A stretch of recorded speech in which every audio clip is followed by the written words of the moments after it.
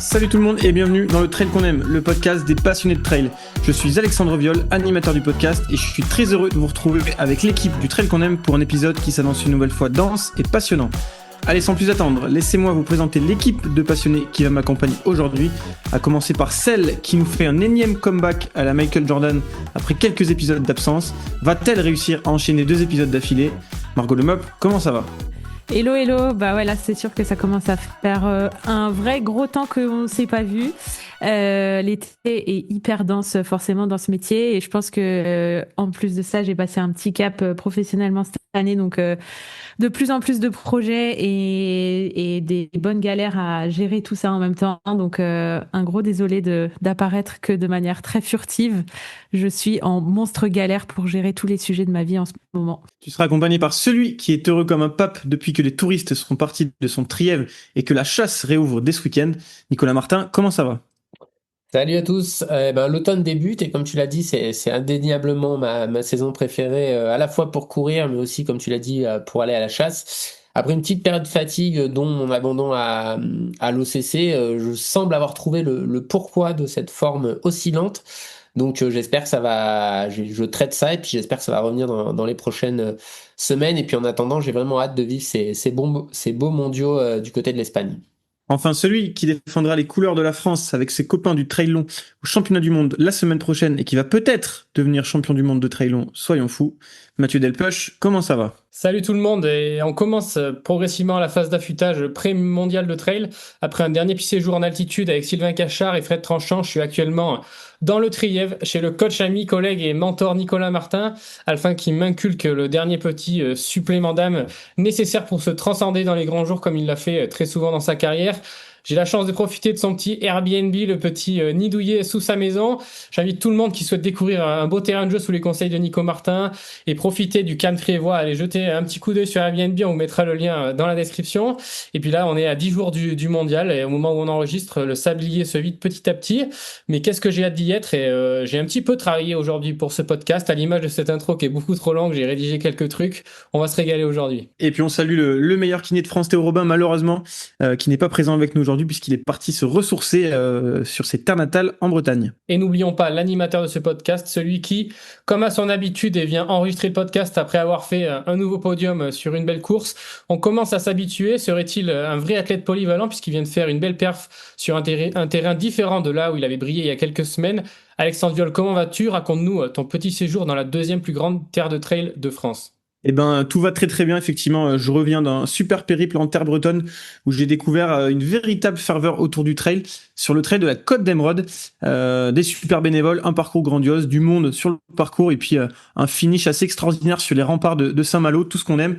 Une distance de 54 km et 1200 mètres de dénivelé positif avec plus de 80% du parcours sur le GR34, le sentier mythique de grande randonnée qui borde toute la Bretagne. Et sincèrement, j'invite vraiment tout le monde à aller découvrir ce petit coin de paradis. Et ça commence à faire pas mal de régions en France où j'ai mis un dossard.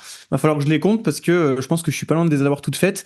Et puis effectivement, comme tu l'as dit, un parcours très différent de mon dernier dossard où j'avais du coup 3 fois plus de dénivelé sur la même distance.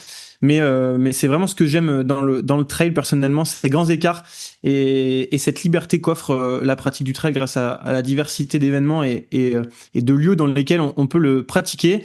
Et puis maintenant, direction le 80 km des Templiers avec une immense impatience d'enfin se frotter à ce parcours mythique. Et puis j'en profite, je termine avec un petit remerciement à Baptiste Lemenec qui m'a très gentiment accueilli sur Saint-Brieuc lorsque je suis arrivé en Bretagne le jeudi soir. Donc voilà, un triathlète et aussi très bon trailer. Donc encore merci à lui de m'avoir accueilli. Et auditeur du podcast, bien sûr. Bien sûr, bien sûr. Avant qu'Alex vous donne le sommaire, je me permets de vous rappeler plusieurs petites choses. Je commence par vous rappeler que ça fait quelques épisodes qu'on a mis en place des timecodes dans la description, c'est-à-dire que vous avez juste à cliquer si certaines parties du podcast vous intéressent plus après avoir entendu le sommaire d'Alexandre. Et je vous rappelle aussi qu'on a une page Instagram pour retrouver des extraits de podcasts. Vous pouvez venir échanger avec nous, retrouver parfois aussi du contenu exclusif. Je vous avoue qu'on n'est pas hyper actif dans le développement, des extraits putaclic, etc. Mais du coup, ça nous freine peut-être un petit peu dans notre développement, on préfère se concentrer sur le contenu un petit peu plus travaillé et creuser. Je vous l'avoue, les écoutes, malgré ça, les écoutes grandissent quand même, et ça fait énormément plaisir. C'est vraiment grâce à vous. On a besoin de vous, on a besoin de votre soutien. N'hésitez pas à partager l'épisode à vos amis, sur vos stories Insta en nous mentionnant aussi. On essayera de repartager au maximum. Donc, vous êtes notre meilleure publicité. On compte à vous. On compte sur vous. Je voulais vous remercier aussi pour ça. N'hésitez pas à continuer comme ça. Ça nous fait énormément plaisir. Et puis, c'est ça aussi qui nous permet de créer encore plus de contenu. On se nourrit de votre soutien. Assez parlé, Alex. Donne-nous le sommaire. Les amis, au sommaire de ce nouvel épisode, on débutera par quelques actus pêle-mêle pour vous tenir au courant des derniers gros résultats qui ont lieu sur la planète trail, et on vous donnera aussi notre avis sur la news qui a fait l'effet d'une bombe dans le monde du trail, le contrôle positif de Jolien Chepengeno. On poursuivra Mon Judo Trail oblige la semaine prochaine avec le débrief de Mathieu sur son stage en équipe de France début septembre à Briançon et sur la fin de sa prépa. On enchaînera avec une petite preview des mondiaux où on vous partagera les dernières news, nos attentes et surtout le programme très alléchant qui nous attend avec une grosse annonce à vous faire. Puis on terminera comme à l'accoutumée par nos recos de la quinzaine. Un programme bien dense, fait avec amour et passion. Le trail qu'on aime, épisode 29, c'est parti. Margot jingle. Le trail qu'on aime. C'est mon premier jingle. Tu dis épisode 29. Épisode 29. Parfait. Magnifique. Bon, avant quand même de rentrer dans les actus, on aimerait revenir rapidement sur l'absence prolongée de Margot qui nous a terriblement manqué, pour que voilà, tu nous dises un petit peu pourquoi tu n'étais pas avec nous pendant si longtemps. Est-ce que tu étais vraiment en train de travailler ou est-ce que t'avais plutôt pris de longues vacances? Allez, c'est mon moment de me justifier. Non, ouais, il s'est passé beaucoup de choses cet été au niveau pro pour moi. Et je pense que je suis un peu dans un moment de ma carrière où je suis dans un entre-deux où je commence à plus trop réussir à tout gérer toute seule. Donc j'ai Julien notamment qui m'épaule sur plein de sujets et tout, mais c'est sûr que la manière dont j'imaginais mon métier quand j'ai commencé, c'était vraiment la prod, la photo, la vidéo sur le terrain. Et là, en fait, je suis sur des projets de plus en plus gros qui nécessitent du coup de la pré-production, de la gestion de projet, plein de trucs annexes à ce qu'on voit en fait publiquement. Typiquement, quand on organise un shoot, faut trouver des modèles, faut gérer les logements, faire tout ça, qui est en fait le travail d'un producteur. Et alors, parfois sur des projets, il y en a, parfois il y en a pas. Et c'est tous ces trucs qui prennent vachement de temps, en plus des moments de shoot, en plus des moments de post-prod où du coup t'es devant l'ordi et juste tu retouches ou t'édites, tu fais du montage. Et voilà, donc là, il y a j'ai vécu un été ultra dense où très peu de temps perso et heureusement, c'est des projets trop cool, donc je me sens pas du tout au bord du burn-out ou quoi que ce soit, mais clairement, la question va devoir se poser pour l'année prochaine de comment on va gérer pour pas revivre les mêmes stress que cette année-là. Je pense que c'est un problème de riche, très clairement, mais du coup voilà, c'était ultra dense entre déjà la western qui m'a fait aller à l'autre bout du monde, toute la post-prod par la suite, ça a ouvert à plein d'autres discussions et tout, et puis ensuite cette année il y a aussi tout ce qui est commentaires sur les lives UTMB qui prennent des week-ends par-ci par-là, des après-midi où il faut préparer un peu, faire un peu étudier les coureurs, coureuses, savoir un peu ce dont on va parler. Donc ça, c'est aussi un truc qui s'est beaucoup rajouté cette année. Et puis voilà, il y a eu des gros projets, notamment cette année, on a beaucoup suivi la team adaptive chez Salomon, la Parateam. Pour mettre un peu, ils ont vraiment cette volonté de mettre en lumière cette équipe-là et les spécificités du trail quand on est amputé ou quand on est en situation de handicap. Donc c'est des projets trop chouettes qui m'ont permis de suivre vraiment l'équipe tout au long de la saison, et ça je me sentais vraiment privilégiée de pouvoir faire ça. Donc on est hyper impliqués dans ces projets, donc ça prend beaucoup de temps. Et là, forcément, il y avait l'UTMB aussi, où cette année, je sais pas si vous avez vu et tout, mais on était une équipe que de meufs. Salomon avait vraiment cette volonté d'apporter des nouveaux regards et tout dans le trail et d'essayer un peu de jouer sur cette carte d'égalité, enfin d'équité et d'essayer de ramener un peu plus de meufs aussi dans ce milieu-là. Donc on était une équipe que de femmes, beaucoup des États-Unis et tout, donc ça c'était hyper chouette. Ça a pris du temps, enfin fallait gérer des trucs en amont. On a notamment dû créer tout un setup studio et tout dans un petit garage machin, donc c'était une galère de aller chercher du matos à droite à gauche et tout, louer, blablabla. Et puis à peine ça s'est terminé, ça s'est enchaîné sur pas mal de montages là pour les projets avec la team adaptive. Et puis l'Ironman de Nice. Et puis ça enchaîne avec le Wildstrubel, les mondiaux, euh, la finale des Golden, voilà. Bref, ça s'arrête jamais. En fait, chaque mois, je me dis, oh là là là, le mois prochain, faut que je me calme. J'ai envie de prendre un peu du temps pour moi, voir mes potes et juste, enfin, parce que genre, j'ai eu peut-être 2 jours off depuis mars. Et à chaque fois, genre, il y a des projets trop cool qui reviennent. Et puis là, je suis juste en train de me dire, putain, mais en fait, octobre, c'est déjà full. Je croisais une pote en courant ce matin et j'étais en mode, ah, on se fait un truc et tout en octobre. Et on réfléchissait aux dates et j'étais en mode, ah ben non, merde, je suis désolée, mais en fait, j'ai de nouveau fait de la merde, je suis de nouveau pas dispo tout le mois d'octobre. Donc voilà, j'espère que ça justifie mon absence dans le podcast. Bien sûr. En tout cas, c'est plutôt positif pour le développement de ton activité. Après, il va juste falloir apprendre à dire non et pas C'est dur quand on est passionné et qu'il y a plein de nouveaux projets qui arrivent d'arriver à dire non, mais c'est clair que c'est quelque chose que tu vas, je pense, devoir apprendre à faire. Ouais, arriver à dire non et à s'entourer aussi des bonnes personnes qui peuvent m'aider sur. Moi, clairement, je l'assume totalement. Je suis pas du tout une personne bonne en administratif et tous ces trucs. Et du coup, ça me prend énormément de temps.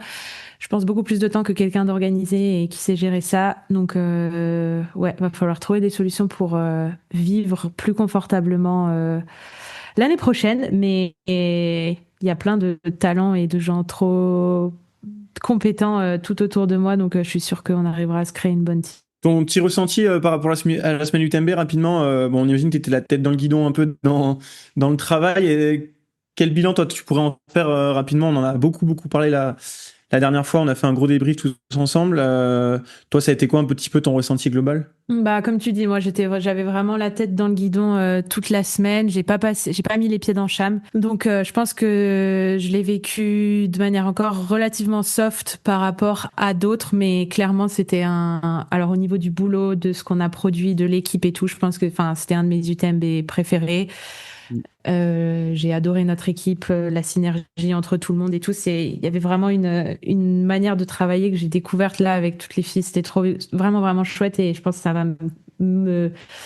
beaucoup m'aider pour la suite. Et sinon, l'UTMB, à part, enfin, l'UTMB général et pas mon UTMB avec Salomon et tout, euh, j'ai vécu pas mal de scènes qui m'ont mis assez mal à l'aise et je me suis beaucoup questionnée sur le développement massif de ce sport. Mais après, forcément, je suis dans une position assez compliquée pour donner mon avis là-dessus parce que j'y participe à travers mon métier.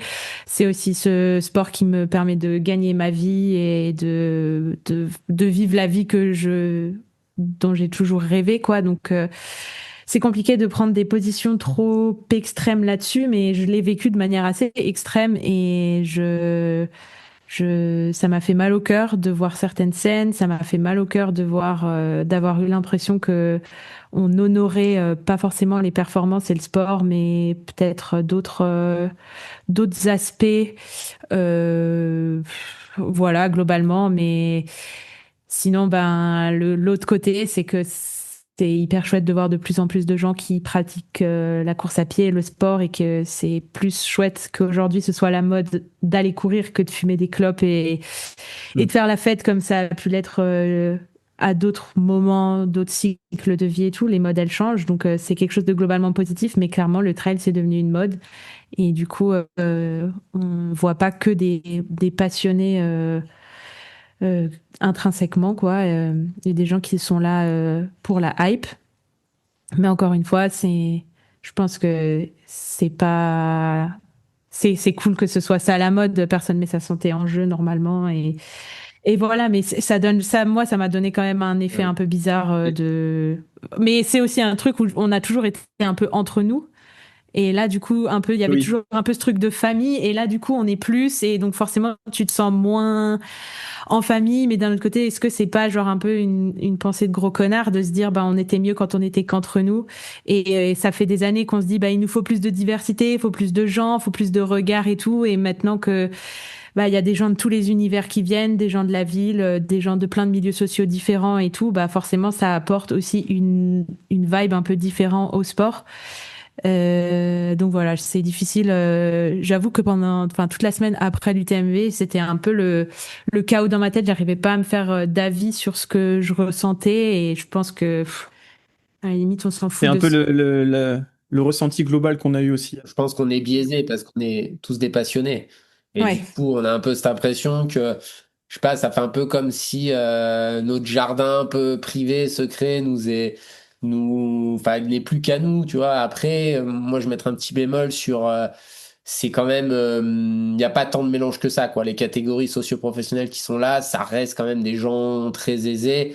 Et je pense que le mal-être qu'on peut ressentir, et après on est tous impliqués dans ce milieu, on en vit tous, donc on va pas cracher dans la soupe non plus, mais je pense que ce qui crée aussi beaucoup aujourd'hui ouais, peut-être ce mal-être qu'on ressent, c'est aussi l'arrivée vraiment d'un vrai business marqué dans Mm. notre milieu, parce que aujourd'hui, c'est vraiment, enfin, ça fait plusieurs années que c'est un peu comme ça, mais là, c'est vrai qu'on a la première fois qu'on a senti où, ben, en fait, il y a l'UTMB, la course, et là, bah, le sport, je pense, reste encore au centre, et globalement, c'est les premiers qui arrivent sur la ligne qui sont mis à l'honneur, mais il y a tout autour, c'est la semaine de l'outdoor et du trail mondial, et ça devient de plus en plus gros et ça crée ouais, un sentiment qui est un peu bizarre.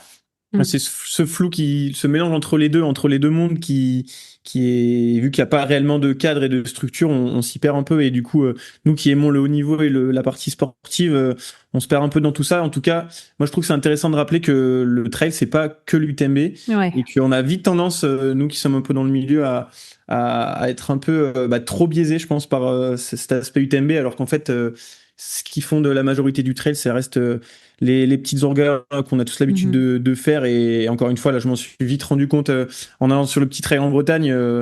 On retrouve vite l'essence du trail et ce pourquoi on a commencé à pratiquer. Donc voilà, l'UTMB, c'est bien, c'est une semaine dans l'année, mais il n'y a pas que ça dans le trail, quoi. Ouais, moi, j'ai eu un call avec Sabine quelques jours après et tout. Sabine Et Armstrong, ton entraîneur.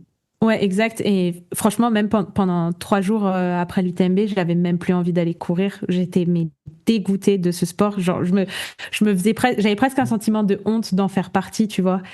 Mais je pense juste, t'es fatiguée, t'es KO, t'en peux plus et tout. Et Sabine m'a très clairement dit, mais tu sais, c'est l'UTMB qui t'a saoulé, c'est pas le trail.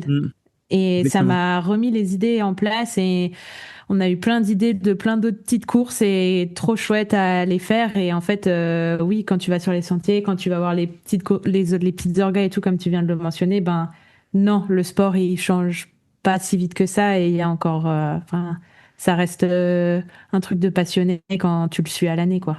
Tout à fait. Allez, on va pouvoir passer aux actus un petit peu pêle-mêle de ces 2 dernières semaines qu'on a vues sur la planète trail, mais pas que, puisqu'on est actuellement en pleine semaine des championnats du monde d'athlétisme. Et en tant que grand amoureux de sport et d'athlète, on se devait de commencer par l'un des plus grands exploits du sport français avec le titre mondial de Jimmy Gressier sur 10 000 mètres. C'est le premier titre d'un coureur non originaire d'Afrique de l'Est depuis 1984.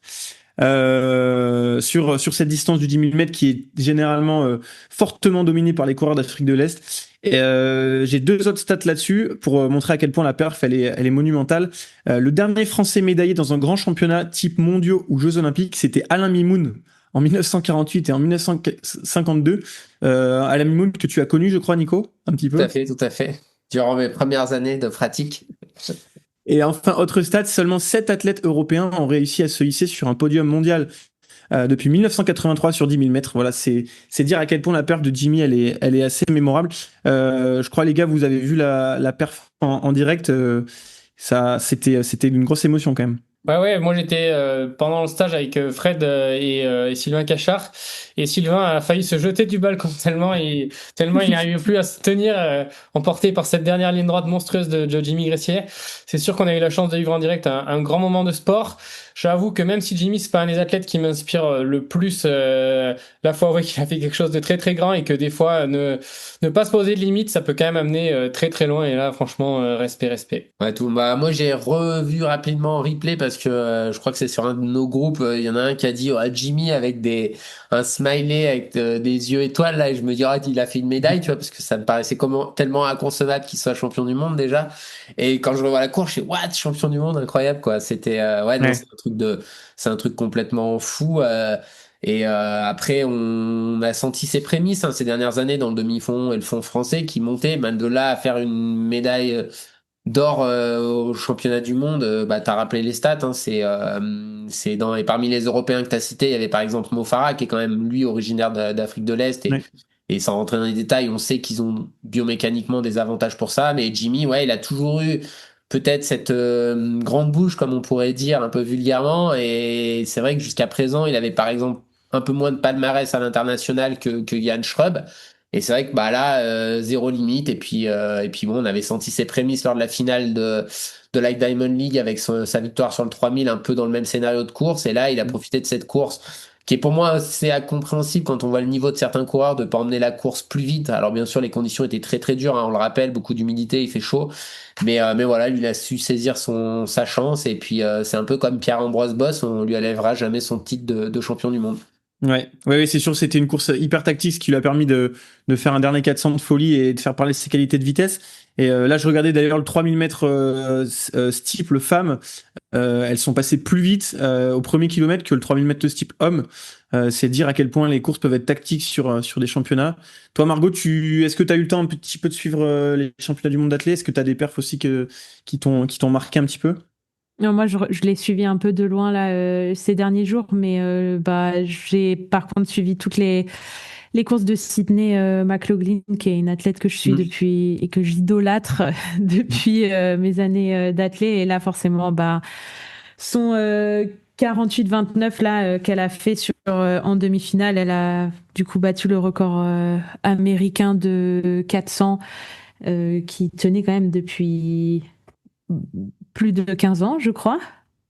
J'ai pas l'info. Ouais. Et ouais, c'était donc Sydney, pour le rappeler, c'est une coureuse qui est spécialisée sur le 400 mètres qui a fait des saisons sur 110 mètres sur 100 mètres. Elle est ultra polyvalente, elle est vraiment, vraiment rapide. Elle a fait ses premiers jeux à 16 ans, donc elle est prédestinée au meilleur perf et à tous ses records depuis toute petite, quoi. Et là, du coup, il y a la finale du 400 mètres demain et il y a un record sur 400 mètres chez les femmes qui tient depuis, pour le coup, je crois, une vingtaine d'années.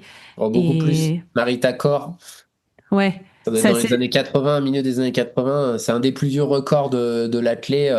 Et bon, on C'est pas la sait même plus ou époque, moins hein. comment ça a été fait à cette époque-là. Donc, Oui. Ouais. c'est vrai que voir des athlètes qui arrivent à se réapprocher de ça. On rappelle, tu as dit 48-29, il me semble de mémoire que le record de Marie-Josée Pérec, c'est 48-25 qui était l'une des plus grandes perfs de l'histoire je pense, de l'athlétisme français. Donc, c'est pour situer le niveau de performance, c'est vraiment incroyable. Et tu le vois en plus dans sa course, genre sur les derniers 30 mètres, elle est en relâchement total. Dans les interviews, elle dit qu'elle s'attendait pas du tout à faire ce chrono-là. Enfin, elle aurait appuyé, le chrono, il serait encore descendu. Mais voilà, c'était une demi-finale. Donc en finale, à voir si elle a maintenant les yeux sur ce record ou pas. Mais je pense le titre, ça le fera pour elle. Et le record, ce serait fou de le voir tomber.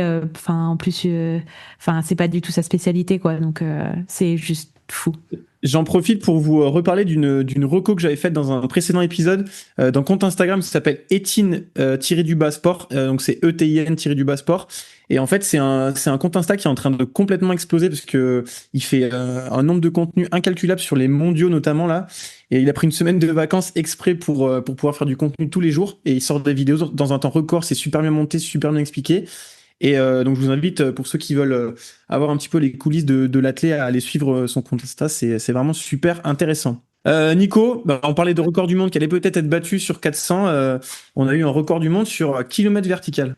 Ouais, juste pour finir sur l'athlé, on le rappelle parce qu'on est tellement habitué maintenant, mais on a eu un nouveau record du monde de Mondo Duplantis Oui, à Mhm. la c'est vrai. berge, 6,30 m. Donc ça y est, il a amené le record dans les 6,30. Ouais, tu as parlé d'un autre record. Alors on va peut-être parler de meilleures performances mondiales parce que c'est vrai que c'est pas forcément très officiel, c'est pas toujours sur les mêmes parcours, ils sont peut-être pas tous mesurés exactement, mais une performance absolument, enfin moi je trouve ça complètement stratosphérique en ayant pratiqué ce sport à quand même haut niveau. 33 minutes 0-0 pour Axel Mollaret sur le KV de Nanto en Haute-Savoie. Eh ben, l'ancien record détenu déjà par une Française, Christelle Dewal, de 43 secondes.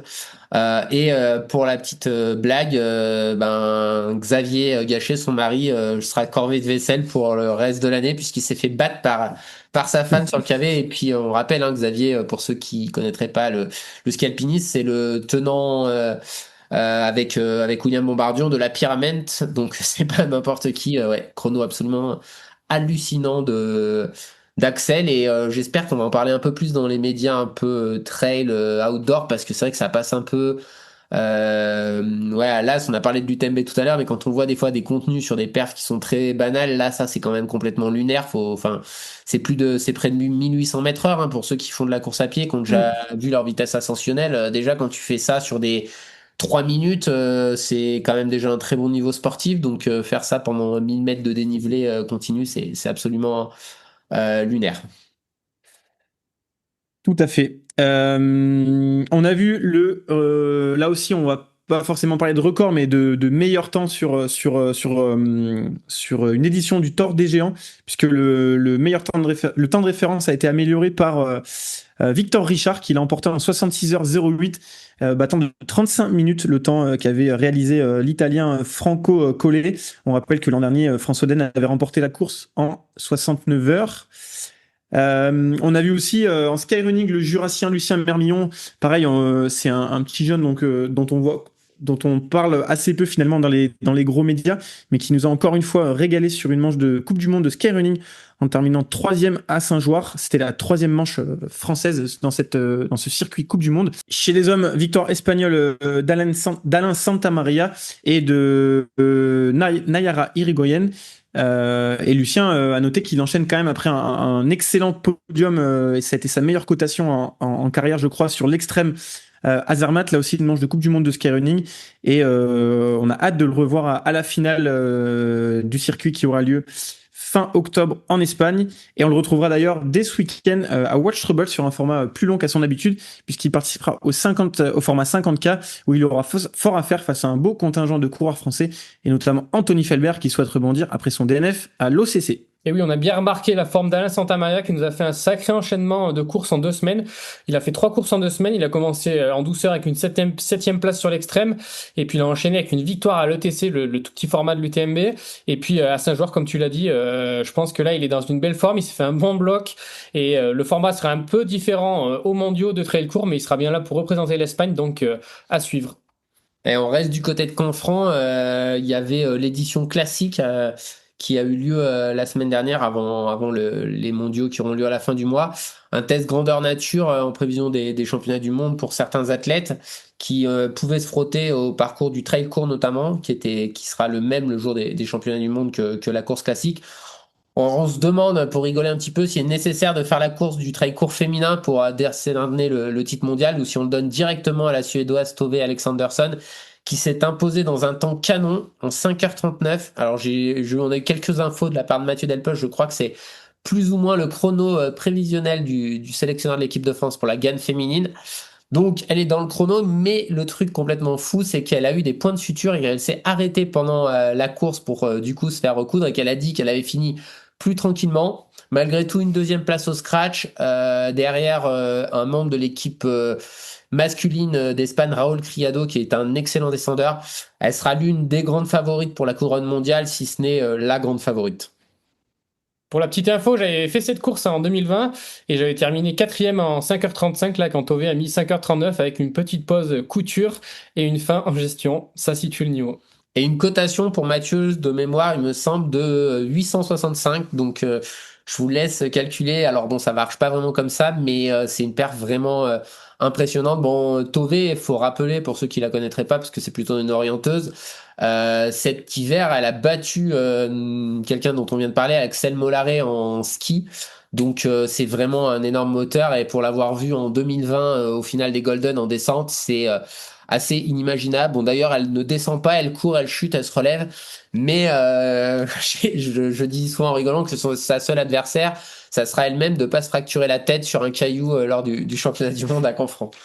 Il y a une vidéo sur YouTube de sa descente, je crois, aux Açores, là. Ouais, tout Et à fait. franchement, allez la voir, c'est magique. Bon, on lui souhaite de faire le spectacle, mais pas de se fracasser la tête quand même. Autre course de prépa aussi, juste avant les mondiaux, on a pu voir Baptiste Chassagne au Cerche Trail. Donc il a fait une course de prépa en sortie de stage, donc à S-3 des mondiaux, un pari osé finalement que peu d'athlètes ont décidé de faire parce que à part lui, j'ai pas, peut-être que Mathieu tu me contrediras ou Nico, mais j'ai pas vu d'autres athlètes faire de course de prépa aussitôt avant les mondiaux. D'ailleurs, Mathieu, toi, on en avait parlé un petit peu dans le podcast. Tu avais éventuellement prévu d'en faire une que tu as finalement décidé de ne pas faire. Qu'est-ce qu'on en pense du choix de Baptiste? Est-ce que ça peut être un choix payant selon toi, Nico? Bah moi c'est un choix que j'ai fait. Alors c'était un peu plus éloigné, mais en 2022, pareil à la fin de la sortie du stage, j'avais couru aussi du côté de la Gap en cime. Bah, moi j'avais terminé deuxième de mon trail de prépa derrière Thibaut Garivier et deuxième des mondes. Donc je souhaite à Baptiste que ça fasse la même chose vu qu'il a gagné. Non voilà, je pense que c'est vraiment bien. Ça fait un dernier gros stress. Après faut être en capacité de le tolérer. Mais je me suis laissé dire que vendredi Baptiste était encore très en forme sur la séance de seuil, donc je pense qu'il a bien assimilé ça et son chrono est quand même assez impressionnant pour un coureur qui je pense l'a fait voilà un petit tempo vers un peu en dessous de son allure de course, donc il sera très très solide. Ça serait un de mes favoris si le terrain était un tout petit peu moins technique, mais bon on a vu qu'il a bien progressé quand même malgré tout dans le terrain technique, donc je pense que ça va être une des surprises et peut-être quelqu'un qu'on n'attend pas forcément tout devant qui semble en très très grande forme. Parfait. On va pouvoir passer à la dernière actu dont on voulait vous parler, le coup de tonnerre de la semaine dernière avec le contrôle positif de la Kenyane Joylyn Chepengeno. Alors juste avant que chaque membre de l'équipe nous donne un petit peu son avis sur l'affaire, on voulait vous ramener un petit peu de contexte dans cette histoire pour celles et ceux qui n'auraient pas tout l'historique. Alors Joylyn, pour rappeler, elle fait partie d'un groupe d'entraînement d'athlètes kenyans qui s'appelle les Milimani Runners et qui se revendique être la première team professionnelle de trail au Kenya. C'est un groupe qui a été créé en 2021 par Julien Lyon, un ancien marathonien suisse qui est marié à une Kenyane et installé au Kenya depuis de nombreuses années maintenant, et dont le but principal est d'amener les coureurs kenyans à avoir une autre porte de sortie par le biais du sport de haut niveau que uniquement la piste et la route, où c'est des secteurs qui sont relativement bouchés là-bas. Un projet louable qui a permis à de nombreux athlètes de découvrir les courses en Europe et très vite d'avoir de très bons résultats. Un projet qui a été rendu possible par On au début, puisque c'est la marque suisse a accepté de collaborer avec eux et de les soutenir financièrement. En 2022, malheureusement, premier coup de théâtre, puisque ils ont été l'équipe avec son athlète Marc Kangogo a subi un premier contrôle positif, là aussi à Sierzinal. Marc Kangogo qui avait remporté l'édition en 2022, qui a malheureusement été pris pour dopage et qui a été suspendu depuis et viré de l'équipe. Donc voilà, premier coup dur pour le projet qui a quand même continué malgré tout à grandir et à obtenir de très bons résultats, voire même des résultats quand même assez exceptionnels, et notamment de la part de Joylyn, qui a rejoint ses rangs il y a tout juste 2 ans. Et dès ses débuts en trail et sa première course en Europe, elle a remporté tout simplement Sierzinal, c'était l'an dernier en 2024.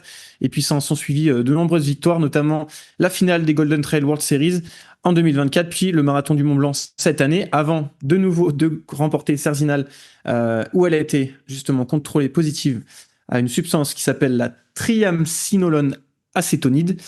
C'est un glucocorticoïde. Et puis, on l'a vu récemment, elle a remporté l'OCC. Ses 2 dernières victoires, bien sûr, qui lui ont été retirées. Et puis, à noter aussi petit changement à la structure, c'est que depuis mars 2025, c'est plus On qui sponsorise, mais c'est Salomon qui est devenu le sponsor principal du groupe. Celles et ceux qui souhaiteraient avoir encore un peu plus de précision, je vous renvoie à la vidéo YouTube de la clinique du coureur qui a été réalisée tout récemment et qui parle assez explicitement du sujet. Et puis à l'article d'Odile Baudrier sur le site spécialisé dans le traitement des affaires de dopage qui s'appelle SP15. Voilà, le contexte est posé. J'aimerais avoir l'avis un petit peu de chacun de vous là-dessus, sur votre ressenti suite à cette affaire et à tout ce qui s'est dit et tout le bruit qui a été fait autour de cette affaire. Parce qu'on a entendu beaucoup de choses, comme d'habitude dans ce genre d'affaires. Mais voilà, je pense que ça peut intéresser nos auditeurs et nos auditrices d'avoir un petit peu vos retours. Mathieu, toi qui es le seul athlète pro de la bande, toi, comment t'as vécu un petit peu tout ce qui s'est passé? Alors Alex, juste avant que Mathieu réagisse, moi je voulais juste préciser que la vidéo YouTube de la clinique du coureur, faut la regarder quand même aussi pour ceux qui auraient pas le contexte. C'est quand même des gens qui sont un peu impliqués dans le Kenya, dans l'affaire et tout. Donc bon voilà, faut écouter. C'était hyper intéressant parce que c'est les gens qui sont concernés, qui C'est quand même connaissent les bien le principaux dossier. concernés, donc ça, c'est vraiment intéressant d'avoir leur retour là-dessus. Mais bon, faut aussi écouter ce qui est dit là-dedans avec un certain recul, parce que la substance utilisée est quand même une substance qui, dans l'histoire du dopage, a été quand même souvent utilisée par certains avec un certain effet de ce que je peux en savoir à travers les différentes discussions que j'ai eues avec des spécialistes. Donc voilà, faut quand même garder du recul. Après, ils expliquent le contexte, on est en droit de le croire ou pas, mais voilà, juste avant que Mathieu réagisse, je voulais dire ça parce que voilà, c'est pas des gens qui ont fait une vidéo en étant complètement déconnectés et ayant pas maille à partie avec tout ça, quoi. Bien sûr, c'est pour ça que conjointement, c'est intéressant d'aller lire aussi l'article d'Odile Tout à fait. sur le site de SP15 qui apporte aussi tout un recul sur cette affaire. Personnellement, moi, j'ai pas énormément d'avis sur le sujet Joylin. Quelque chose qui m'a vraiment marqué, c'est le déchaînement des réactions autour de ce sujet. Tout le monde a, ou en tout cas beaucoup, trop de monde à mon sens, a son avis, ou en tout cas des commentaires qui n'apportent rien à la discussion, sans chercher à prendre du recul, sans chercher à comprendre vraiment en détail les mécanismes, les enjeux plus globaux et sociétaux de ce qui se passe au Kenya, de comprendre le fonctionnement des produits qui sont impliqués, le fonctionnement des structures comme celle des Millimani Runners. C'est pour ça que moi je prends pas énormément la parole sur ces sujets-là, parce que je me sens pas forcément légitime avant d'avoir la sensation d'avoir tout compris, d'avoir tout étudié pour vraiment faire des commentaires pertinents sur ces sujets-là. En plus, moi perso, c'est pas des sujets sur lesquels j'ai vraiment envie de devenir expert. Je pense que à un moment là, j'ai un petit peu peur de trop se concentrer là-dessus. Je pense que ça peut être néfaste.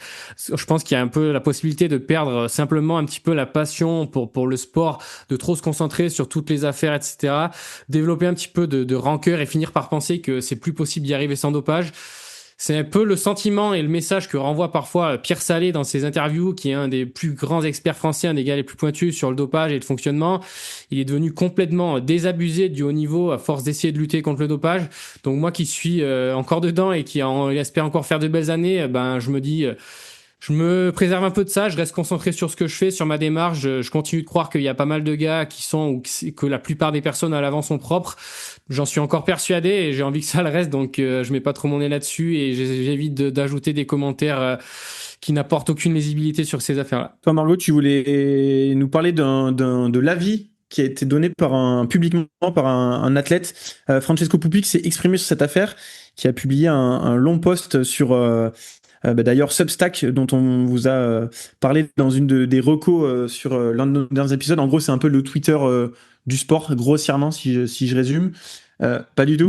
Du sport et de tous les sujets, mais c'est juste un Twitter un peu plus poussé où il y a plein d'articles et où les gens écrivent des longues réflexions. Et c'est ce qu'a fait Francesco et il voulait réagir par rapport à ce qu'il avait dit. Ouais, Francesco Pupi, du coup, a écrit un article sur le sujet qui est, je sais, pour moi, plutôt factuel il étudie et il donne plein de visions différentes, plus qu'un avis réel, et je trouve ça hyper intéressant et pertinent, comme le disait Mathieu avant. En fait, un jugement, un avis, je sais pas si c'est réellement nécessaire. Par contre, d'essayer de comprendre toutes les visions et les rouages d'un problème aussi grave et grand que celui du dopage dans le sport, c'est nécessaire. Et du coup, il évoque plusieurs points que je vais pas tout ramener ici, parce que c'est le plus simple, c'est juste d'aller le lire, quoi. Mais moi, ce qui m'a touché et ce qui est important pour moi ce qui m'a semblé le plus important, c'est juste de poser un regard sur l'inégalité de traitement médiatique qu'il y a eu, par exemple, entre le cas de Joylin et Stian. Là, aujourd'hui, je suis allée voir sous le post de Joylin. Au final, elle a quand même pas mal de soutien au niveau des commentaires, mais dans les premiers jours, enfin moi je suis tombée sur des commentaires et des avis qui étaient quand même assez choquants. Voilà, donc c'est sûr. Enfin, ça c'est quelque chose qui m'a vraiment marqué que ça a mis quelques jours et quelques prises de parole de plusieurs athlètes qui sont venus défendre ce point de vue-là avant qu'il y ait un soutien envers Joylin.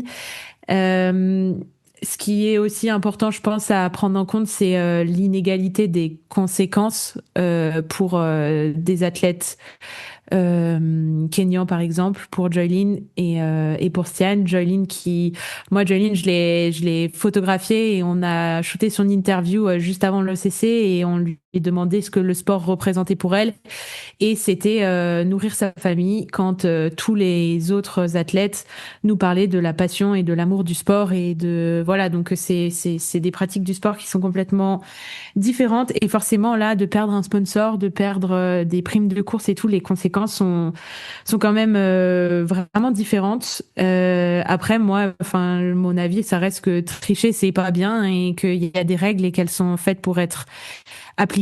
Après, on est tous dotés de réflexion et ceux qui sont un peu curieuses auront peut-être envie de se demander pourquoi est-ce qu'on en arrive là. Et cet article justement donne pas mal de pistes de réflexion. Et donc voilà. Et sinon, autre chose qui a pas forcément été évoquée dans l'article, mais qui est mon avis personnel, c'est que je trouve qu'on donne beaucoup la parole à Julien.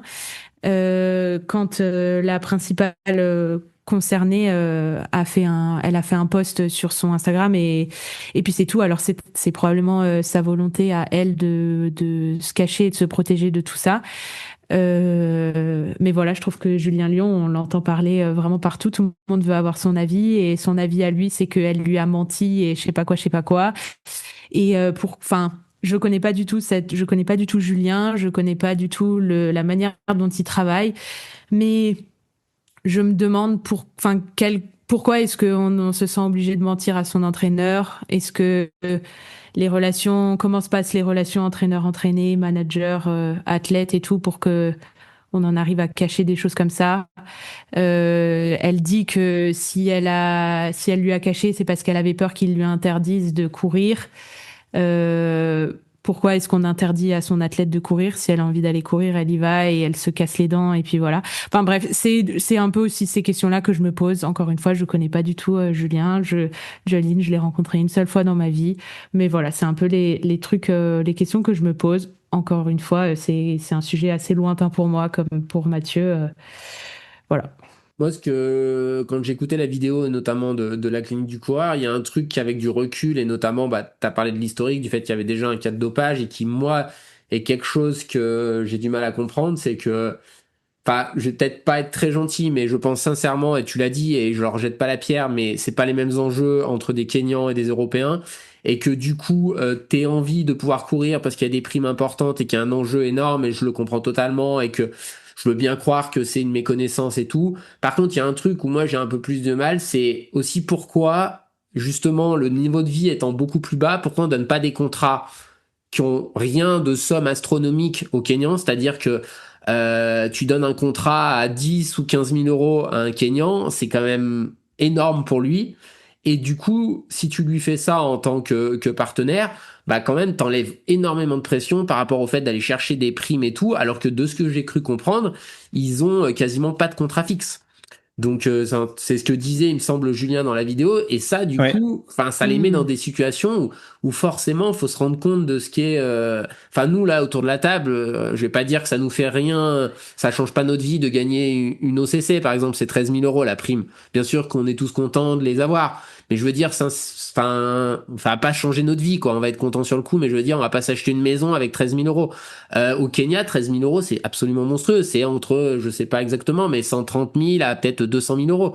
Donc c'est l'équivalent chez nous. Donc c'est complètement différent, et donc je pense qu'il y a aussi simplement à un moment donné de se dire j'aurais peut-être pas 50 millions d'occasions parce qu'ils ont aussi moins facilement accès aux courses que nous parce qu'ils ont besoin de visa, des fois ils peuvent ne pas avoir de visa pour pouvoir faire certaines courses, et donc du coup je comprends le fait de se dire je suis là et j'engrange, et si effectivement la version qui est mise en avant c'est une blessure qu'elle a voulu soigner, alors mal soigner parce que du peu de connaissances médicales que j'ai, je sais qu'en France on traiterait pas du tout une pathologie de cette manière-là.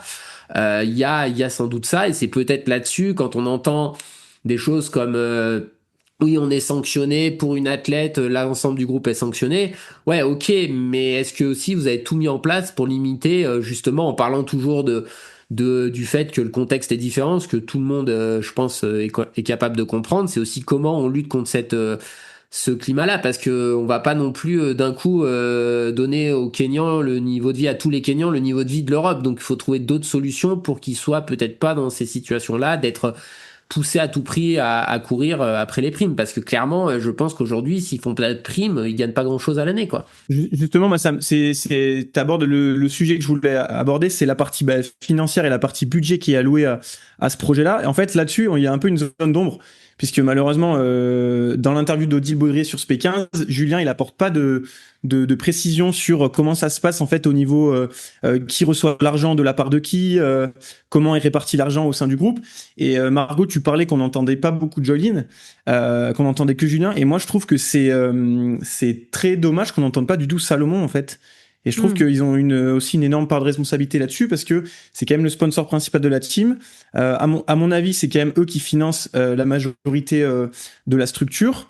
Et moi, je trouve ça assez fou qu'on les entende pas et qu'ils aient uniquement fait un espèce de petit communiqué en expliquant qu'ils se dédouanaient complètement de l'histoire en mettant la faute uniquement sur l'athlète. Donc ça, moi, je trouve ça absolument irresponsable. Et comme je l'ai dit, le sujet majeur dans cette histoire pour moi, c'est la partie financière.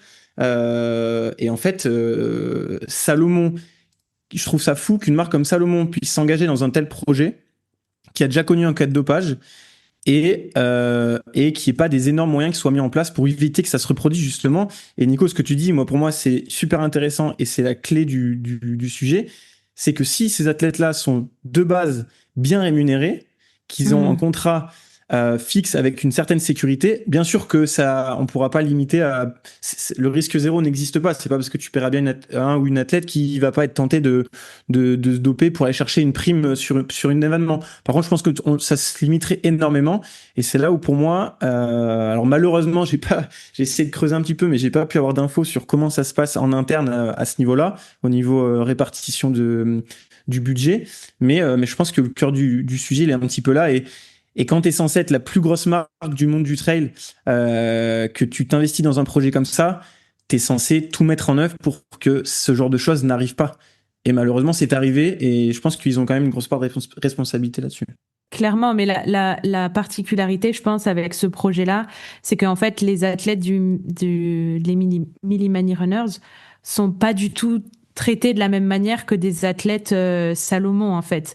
Même là, à l'UTMB, ils avaient leur logement. Ouais, mais pourtant, quand ils gagnent les courses, ils sont traités de la même manière. Ouais, c'est clair. En fait, c'est ça le problème. C'est que quand ça se passe mal, oh ben non, regardez, nous, Alex, tu découvres le monde du market, quoi. Non, mais je découvre pas. Mais je le regrette fortement. Ouais, c'est clair. Et c'est comme si moi, il y avait un athlète dans mon académie qui était pris pour dopage, et qu'en fait je disais, oh mais regardez, mais c'est un petit jeune, il est pas éduqué. Ça aussi, c'est un truc qui m'énerve véritablement. C'est de dire que les athlètes africains sont pas éduqués, et presque on les prend pour des gens qui réfléchissent pas. Mais en fait, alors oui, forcément, on n'est pas culturellement éduqués de la même manière. Mais je pense pas que ce soit dit en mode pas éduqué, pas capable d'une réflexion poussée ou quoi, mais c'est juste déjà un accès à l'information qui est complètement différent. Ouais, et moi, je me souviens d'une conversation avec Anaïs Kemener en parlant du dopage et tout, qui me disait que elle, parce que son père est entraîneur, son père est dans la fédé et tout, depuis qu'elle fait de la compétition, dès qu'elle va chez le médecin, elle demande la liste de tous les trucs qui vont être en contact avec elle. Elle vérifie tout sur le site de la FLD, et ça, c'est des réflexes qu'elle a depuis très très très très longtemps et qu'elle a croisé beaucoup d'athlètes qui se sont fait niquer en fait pour ne pas avoir ces réflexes-là, alors que ce sont des athlètes professionnels qui ont accès à Internet, qui ont accès à des structures pour les éduquer et tout. Et je pense que le truc c'est pas que les athlètes kenyans ne sont pas éduqués au sens voilà, pas capables de réfléchir ou je sais pas quoi. C'est juste le système de l'information, il passe d'une manière différente en fait jusqu'à l'athlète.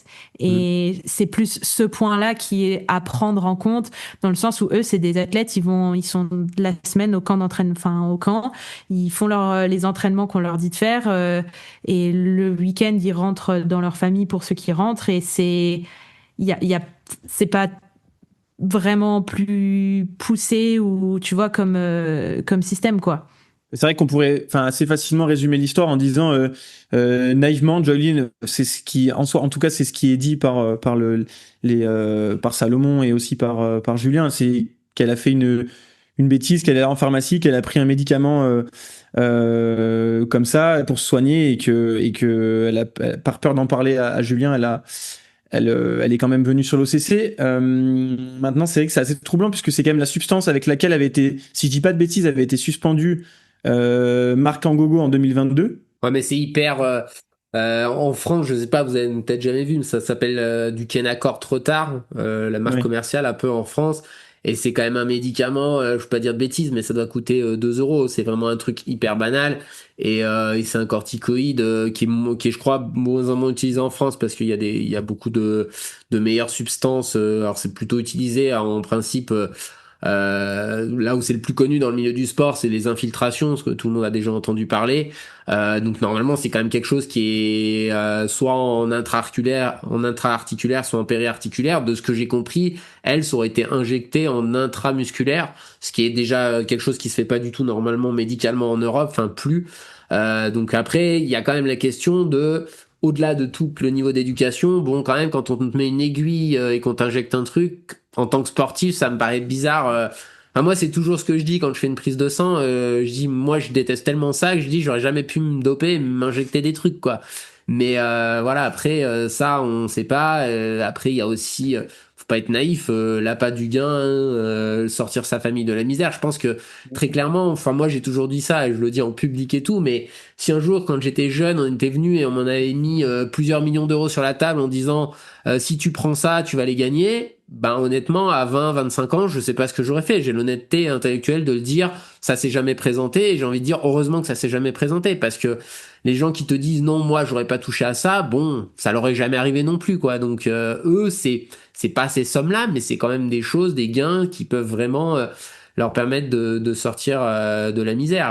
Après, c'est sûr que si c'est juste pour une petite blessure par rater une course, ça n'a pas été un bon calcul sur le long terme parce que là, c'est 2 ans de suspension et probablement jamais de retour en Europe pour elle, quoi. C'est aussi ça la difficulté et sûrement bien différent d'un cas comme Stian où Stian peut reprendre les compétitions parce que on va dire qu'au niveau logistique, au niveau économique, il a plus de facilité à reprendre sa pratique alors que ça sera sûrement dur pour elle de revenir faire des courses en Europe. En tout cas, Julien Lion, il a quand même un petit peu communiqué sur ses réseaux en disant qu'il allait tout faire pour faire perdurer le projet. Et puis, reste à voir quel sera le rôle de Salomon dans l'histoire. Est-ce qu'ils vont continuer à soutenir la structure? Ça, on le saura dans les prochaines semaines. Mais n'hésitez pas à nous le dire si ça vous intéresse d'en savoir plus et qu'on en reparle éventuellement si des nouvelles infos sortent. On se fera un plaisir d'en discuter avec vous. On va pouvoir passer à Mathieu, qu'on n'a pas beaucoup entendu encore, mais qui va nous raconter ce qui s'est passé ces dernières semaines, et notamment de ton stage que tu as fait à Briançon avec l'équipe de France, un gros stage de prépa que tu as partagé avec tous les membres de l'équipe de France. On voulait que tu nous racontes un petit peu comment ça se passe dans un stage comme celui-ci, avec énormément de staff présent, mais aussi potentiellement des choses à faire avec les partenaires, etc. Et peut-être nous raconter aussi s'il y a des grandes différences avec ce que tu peux retrouver en stage avec ton team, Brooks. Écoute, raconte-nous, on veut tout savoir. Oula, ça va être long là si je parle. Tout c'est une façon de parler, hein. Ça veut pas dire que je veux que tu nous détailles jour par jour, hein. Alors moi j'étais avec Romain Juillaguet dans la chambre. J'avais le lit de droite et Romain le lit de gauche. Non, ça s'est bien passé, ça s'est bien passé. On a fait un volume total gourmand, mais pas forcément excessif à mon sens. En revanche, ce qui est assez marquant, c'est la densité des séances, c'est ce qui a pu laisser quelques traces. Au cœur du stage, sur 4 jours, on a fait 4 jours très très chargés avec une séance de PMA vraiment aux intensités maximales, une sortie longue avec les descentes très rapides, plus de 5 heures à jouer dehors, aussi une séance de seuil enchaînée avec du tempo à plat.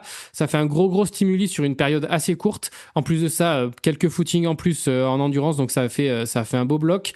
De mon côté, le corps a bien répondu. Je me suis surpris à être loin d'être ridicule sur les séances intenses. Donc ça m'a fait un bon boost de confiance. En dehors des chiffres d'entraînement, vraiment l'ambiance sur ces stages, c'est quand même quelque chose à vivre. Je pense que c'est des moments marquants dans une carrière de pouvoir faire partie de ce collectif. L'esprit de groupe, il est vraiment là. Il y a vraiment une solidarité. On sent qu'il y a vraiment un esprit d'équipe. On va courir un petit peu tous ensemble. Ce qui est aussi cool à vivre, c'est l'implication du staff, que ce soit le staff, les coachs, que la logistique, le médical, ils sont vraiment là pour nous mettre dans les meilleures conditions possibles. Donc ça, c'était vraiment cool de voir ça. On voit que de leur côté, la priorité, c'est le sportif. Mais là, à la différence de Canfranc, où on était là vraiment là-bas pour faire la reco, il y avait que le sportif et puis la récup qui nous dirigeait. Cette fois, il y avait un petit peu plus de sollicitations extra sportives, peut-être un petit peu trop même à mon goût, qui ont fait que le stage est devenu bien dense et bien sollicitant. On n'a pas eu trop de moments pour vraiment se reposer entre les speeches de chaque partenaire de la Fédé qui sont venus nous expliquer à quel point ils étaient là pour nous soutenir, les rencontres médias avec certains médias qui sont à mon sens plus que discutables, mais on a eu aussi des petites conférences de partenaires Maïf et tout. Je dis pas que c'était pas intéressant, mais ça a fait un programme qui était quand même très très chargé. On a aussi eu une conférence qui a bien marqué les athlètes et leurs sponsors sur les règles de communication autour de l'équipe de France. Ça a fait vraiment beaucoup réagir. Le service marketing de la Fédé nous a expliqué que c'était interdit aux athlètes de communiquer sur leur partenariat privé avec le maillot de l'équipe de France.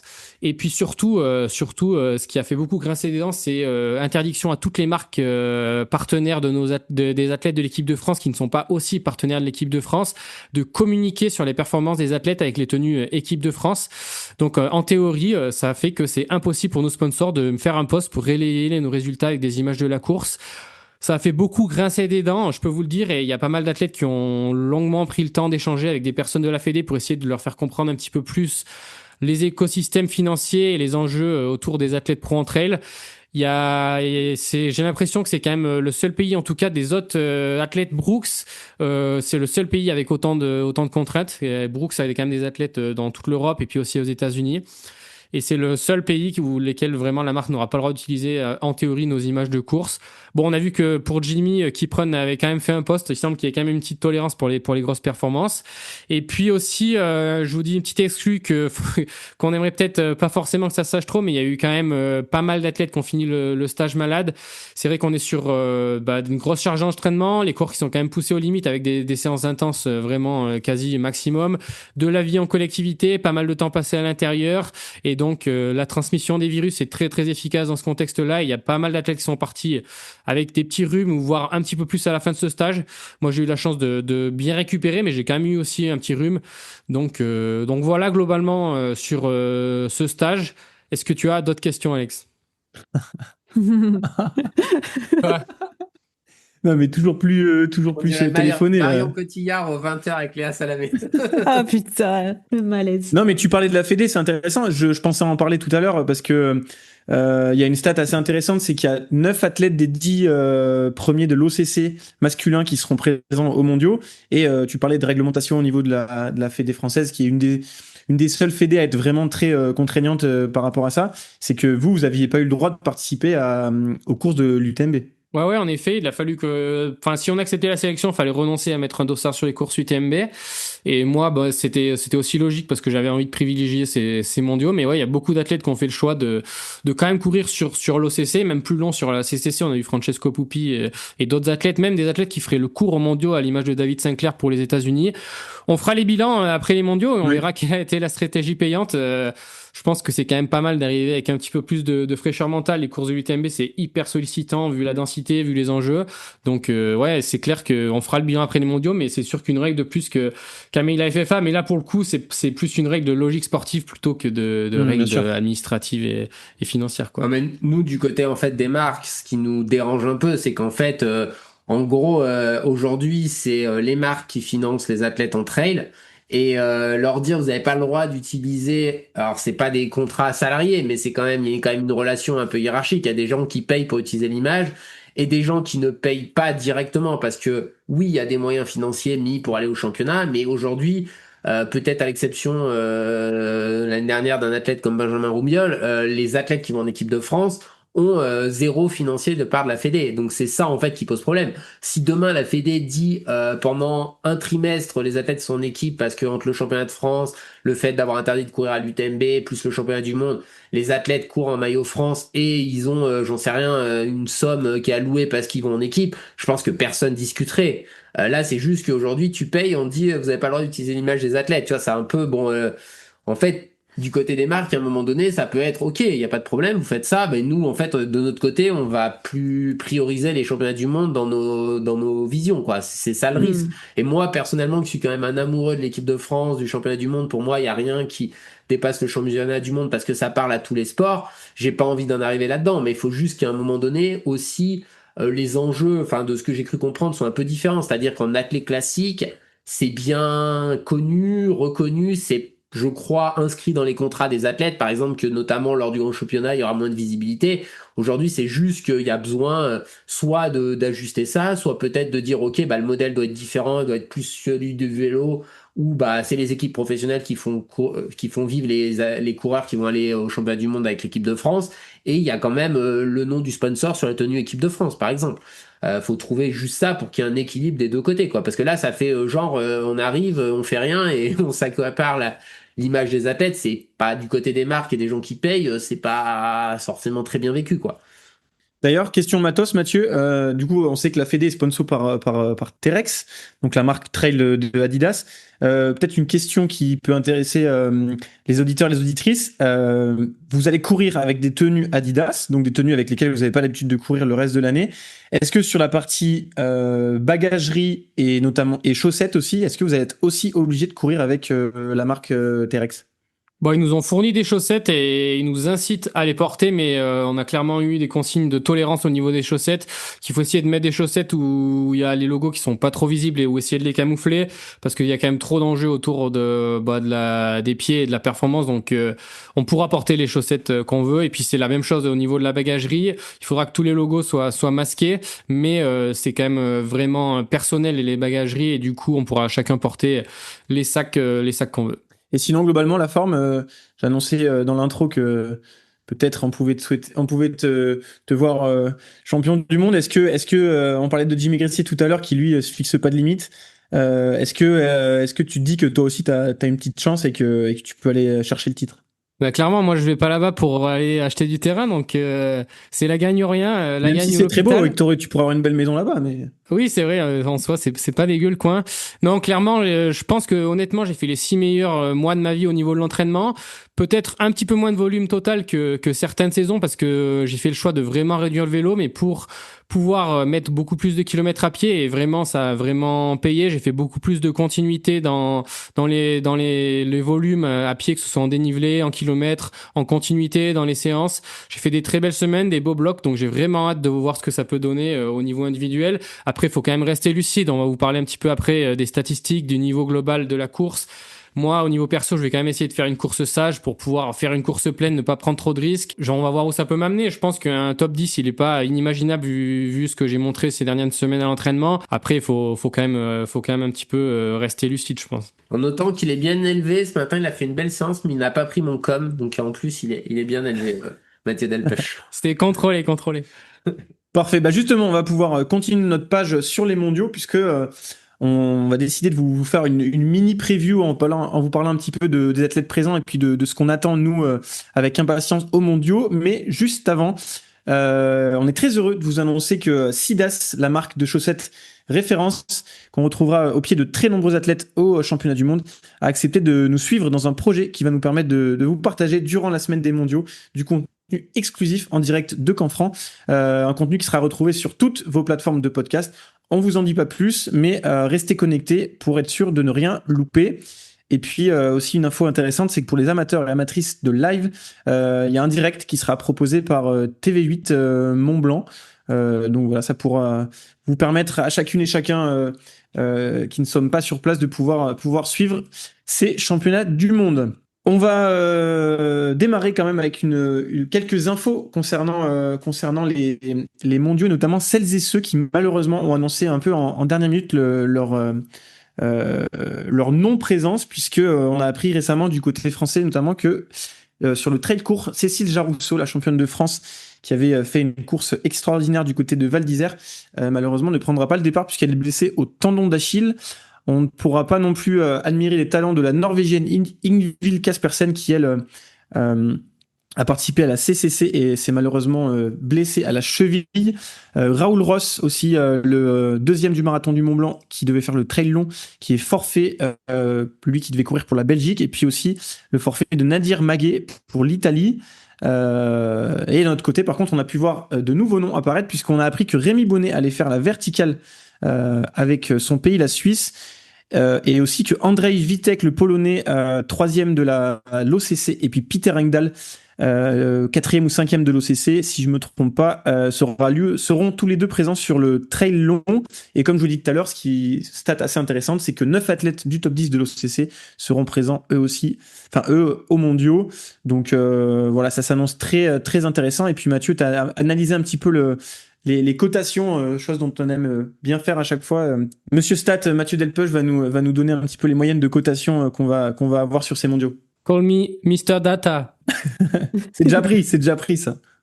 Ah ouais, c'est déjà pris. J'ai épluché un petit peu les start list. Il se peut que j'ai oublié quelques individualités, mais j'ai essayé quand même d'être assez exhaustif sur les noms que j'ai relevés pour vous sortir un petit peu quelques statistiques sur cette start list des courses du championnat du monde.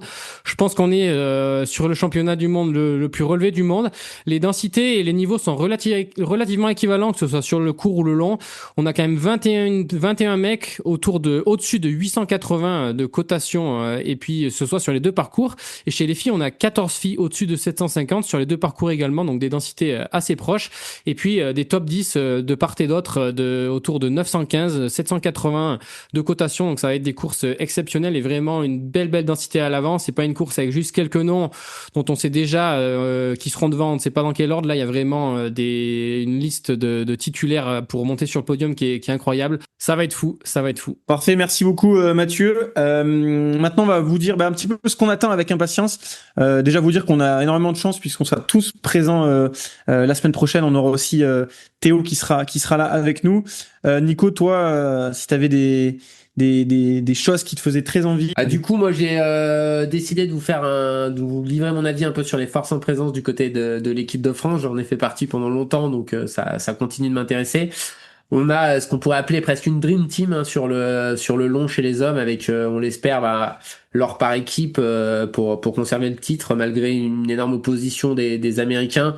Voilà, c'est très dur de dire quels coureurs de l'équipe vont compter dans les trois pour la médaille. J'ai envie de dire que c'est quand même assez rare de se dire que les 6 coureurs peuvent compter dans l'équipe et l'équipe pourra être quand même performante. Donc c'est vraiment grosse densité. Alors bien sûr, il se détache quelques coureurs, et moi je mets une petite pièce sur Louison Coiffé qui semblait en très très grande forme sur le stage équipe de France.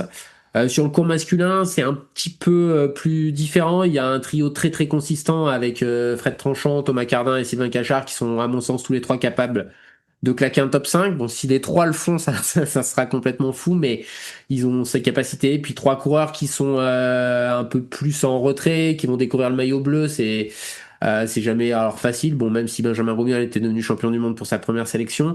Chez les équipes féminines, elles ont toujours été exceptionnelles sur les derniers championnats du monde. Elles semblent sur le papier un tout petit peu moins fortes en 2025 avec notamment, on l'a évoqué, la perte récente de Cécile Jarousseau, la championne de France de trail court, qui est un coup dur quand même pour l'équipe. Pareil, elles avaient aussi pour moi 3 filles très fortes sur le papier, Cécile Jarousseau, Clémentine Geoffrey, Lucie de Germain. Là, ça va être des filles un petit peu moins connues qui vont continuer, mais bon. On se disait un peu la même chose en 2023, et puis on avait par exemple une Louise Serban qui avait fait une course absolument fabuleuse du côté de l'Autriche pour rentrer dans le top 10 et permettre à l'équipe de remporter le titre. Après, sur le long féminin, c'est une équipe qui est pas la plus présente du monde sur les réseaux sociaux. Ma chérie Jennifer Lemoine, la première, mais elles sont, je pense, très consistantes. Elles ont un bon niveau. C'est assez dur de les placer dans la hiérarchie parce qu'elles ont pas forcément toutes beaucoup de références à l'international. Bon, on l'oublie pas, même si le temps passe vite et qu'on a tendance à oublier, elles ont quand même la championne du monde en titre sortante, avec Marion Delépierre. Une Anne-Lise Rousset, qui reste sur un abandon au championnat de France, mais on espère qu'on verra la version de la Transvulcania sur ce championnat du monde. Et puis sur le long, il y a quand même un titre individuel qui sera aussi dur à aller chercher avec la présence de Cathy Scheid. Voilà, c'était un petit tour d'horizon des forces sur le trail français, et ça va être hyper chouette à vivre. Margot, toi, qu'est-ce que t'attends avec impatience? Moi, j'ai hâte de suivre la course sur le long masculin, notamment voir comment Jim va. Jim, Jim, il prend le départ. Comment il va s'en sortir là-dedans, notamment avec la technicité du terrain. Voilà, j'ai hâte aussi de voir où en est Stian, tout simplement. Et puis comme d'hab, moi sur ces gros événements, j'adore voir tous les collègues photographes, vidéastes à l'œuvre, et hâte de, je sais pas trop encore qui y sera, mais ouais, là je pense que au niveau du terrain et tout et des athlètes qu'il y aura, il y a moyen de faire de très belles choses. Donc rien à voir avec la perf, mais j'ai hâte de voir les photos qui vont sortir. 2-3 entorses en live. Voilà, par exemple. Mais pas la tienne, Mathieu. Mathieu, toi, on imagine que tu seras un petit peu confiné et que tu resteras au chaud de ta chambre d'hôtel pour ton trail long. Mais si tu avais des envies particulières, si tu avais pu ne pas courir et suivre les courses, qu'est-ce que tu aurais aimé suivre avec impatience? Eh ben, ouais, c'est sûr que je vais devoir rester confiné à l'hôtel, mais là, c'est pour la bonne cause, on va dire. Et puis, c'est vrai que le trail long homme, il est quand même excitant avec, c'est sûr que Jim Wemsey, vu la forme qu'il a montré à l'OCC, et la bataille avec Christian Mignogio, qui pour le coup est plus habitué du technique, et puis André Vitek qui est venu compléter ce podium, ils seront tous les trois sur la course long homme, donc ça va être de la folie. On va essayer de voir ça du moins loin possible et de suivre cette bataille. Mais du coup, comme je pouvais pas être sur le parcours, je vous ai quand même fait une petite sélection d'outsiders qui pourraient bien vous surprendre pendant ces mondiaux. On va commencer sur le trail long féminin, où je pense que Jasmine Lowther, un informateur, nous a dit que la Canadienne était en très très grande forme après un top 10 bien maîtrisé à l'OCC. Elle qui a plutôt de l'expérience sur long et un certain attrait pour les gros chantiers. Apparemment, elle est sur place, elle aime le parcours et elle est prête à claquer un gros résultat. On passe sur le long homme. Messieurs, dames, connaissez-vous Anton Gustafsson? Eh bien, nous non plus, on ne le connaissait pas jusqu'il y a quelques jours, et qu'on découvre qu'il nous a claqué 2 courses autour de 930 UTMB, donc de 2 très très grosses cotations cet été. Il a vraiment passé un cap. Lui qui vient de 100 km route et qui avait déjà fait un chrono sous les 6h30, il s'est mis plus sérieusement au trail cet été. S'il arrive à transférer dans le technique, il peut faire très très mal à Canfranc. Ensuite, je voulais vous parler de Martin Nilsson. Il est plus tant inconnu que ça, puisqu'il nous a claqué un top 10 à Asinal et un très très bon chrono. Lui qui vient de la course d'orientation, le Suédois qui parle très très bien français, puisqu'il a vécu un petit peu en France. Il a fait une grosse montée en puissance cette année sur le circuit Skyrunning. Je voulais faire un petit point sur lui juste avant Sierzinal pour dire qu'il pourrait être très fort sur cette course, et il l'a bien fait. Voyons voir ce qu'il peut donner sur le championnat du monde, qui est un petit peu plus long que ce qu'il a l'habitude de faire. Et puis une autre athlète qui est assez discrète, Naomi Lang, la britannique, qui est dans le team Salomon et qui a enchaîné un podium au marathon du Mont Blanc, une victoire à Pitstall en Golden Trail Series et un top 10 à Zinal, avec un podium à l'ETC. Donc là, elle est sur une très très belle série.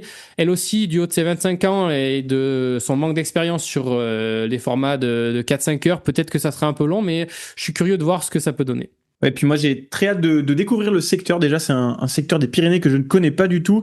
Et puis de se retrouver dans l'ambiance championnat du monde que j'avais vécu déjà il y a 2 ans et même en 2021 et puis non 2022 j'étais pas présent mais en 2019 j'avais déjà vécu ça aussi au Portugal et c'est vraiment toujours assez exceptionnel ces ambiances de championnat du monde avec notamment la petite parade habituelle qu'il y a dans la ville. De chaque nation juste avant de débuter l'événement, c'est Et toujours pour ça, toujours... du coup, j'ai une petite exclusivité, c'est qu'à Canfranc, il y a un problème de logistique et malheureusement, chaque nation ne pourra qu'emmener que 5 athlètes pour aller faire le défilé. Donc ça va être 5 personnes en Aïe, tout. aïe, aïe. ou 5 personnes en tout. Voilà, donc ça va être un petit peu fade. Tant pis. C'est pas pour déplaire à certains athlètes que de rester à l'hôtel plutôt que se taper Oui, la ça, c'est cérémonie clair. d'ouverture. Ouais, après c'est quand même de se souvenir, même les athlètes, c'était quand même des moments assez impressionnants de voir tous les pays de parader pour son pays. C'est des choses qu'on fait finalement jamais. Donc Ouais, puis enfin, moi je peux en parler parce que j'étais porte-drapeau pour ma première sélection en 2013 et c'est quand même un truc quand même assez fou. Après, j'ai eu la chance d'avoir 10 ans de carrière en équipe de France, mais ça, quand ça t'arrive la première fois, tu le sais pas. Et c'était quand même un truc aussi qui m'avait donné envie de revivre ça parce que à ce moment-là, j'avais pas le niveau pour briller sur la course. Donc ouais, Nessie pour certains c'est vraiment beau et puis bon, on sait jamais de quoi la vie est faite, donc faut savoir profiter aussi de ces moments. Souvent on est trop concentré sur le sportif, mais en fait au-delà des résultats sportifs, il y a quand même tout le fait de vivre ça qui est complètement exceptionnel et que souvent on n'a pas trop conscience dans le moment quand on y est parce que c'est dans notre démarche, mais c'est vrai que quand on en sort, on se rend compte que c'est un truc de fou. Et moi qui le vis plus, je me dis franchement en vrai j'aimerais bien retourner en équipe de France, même pas pour gagner des médailles, mais juste pour revivre ces moments-là, quoi. Donc bon, je pense que si un jour j'y retourne, ça sera plutôt dans le staff que en tant qu'athlète. et puis après sur la partie sportive, alors on n'a pas beaucoup parlé de la course en montagne. Nos collègues montagnards vont peut-être nous en vouloir un petit peu, mais moi j'attends quand même de voir Nelly Clément.